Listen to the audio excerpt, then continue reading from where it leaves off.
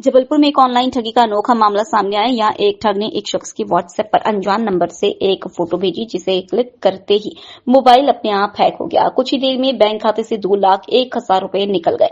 ठगों ने फोटो पर छपी लिंक के जरिए फोन पर एक ऐप डाउनलोड करवा दिया, जिससे ओटीपी और बैंक डिटेल सीधे उनके पास पहुंच गई। पीड़ित ने अपने साथ हुई इस ठगी की शिकायत साइबर सेल और कोतवाली पुलिस से की। दरअसल कोतवाली क्षेत्र के प्रदीप जैन 28 मार्च को अपने घर पर थे। सुबह करीब 9 बजे उनके मोबाइल पर एक अज्ञात नंबर से कॉल आया। कॉल करने वाले ने उनके व्हाट्सएप पर एक बुजुर्ग की फोटो भेजी और पूछा, क्या आप इस आदमी को जानते हैं?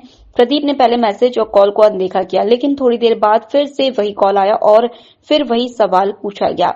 दोपहर करीब 1:35 पर उसी नंबर से दोबारा कॉल आया। इस बार प्रदीप जैन ने गुस्से में जवाब देते हुए कहा कि मैं इस व्यक्ति को नहीं जानता। ये कहकर उन्होंने फोन काट दिया।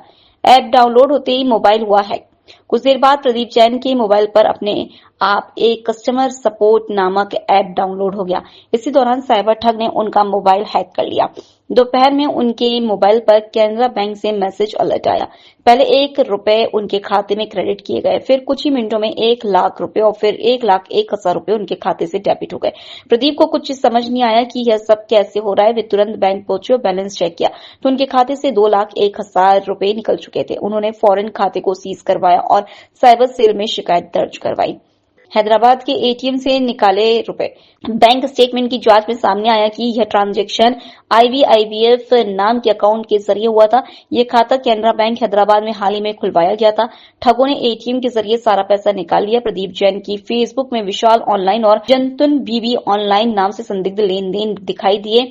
साइबर ठगों ने सुबह 9:38 से लेकर शाम 5 बजे से 12 मिनट तक लगातार व्हाट्सएप पर डॉट मैसेज भेजकर यह जांच की कि वे ऑनलाइन है या नहीं।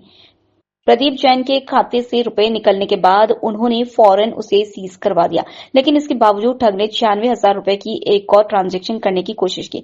साइबर फ्रॉड एक्सेस पाने के लिए लगातार मैसेज कर रहे थे। हालांकि खाता सीज होने के कारण वे इसमें सफल नहीं हो पाए। पीड़ित प्रदीप जैन ने बताया कि जब उन्होंने बैंक को इस धोखाधड़ी की सूचना दी तो बैंक ने फौरन कार्रवाई करने से इनकार कर दिया। उन्हें पहले साइबर हेल्पलाइन पर शिकायत दर्ज कराने के लिए कहा गया।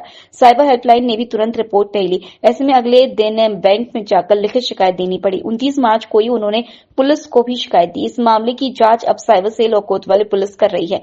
प्रदीप जैन का कहना है कि साइबर ठग के द्वारा ऑनलाइन पैसे निकाले जाने पर चेक करने के लिए कैनरा बैंक की तरफ से कॉल किया तो साइबर फ्रॉड ने मेरी ओर से जवाब दिया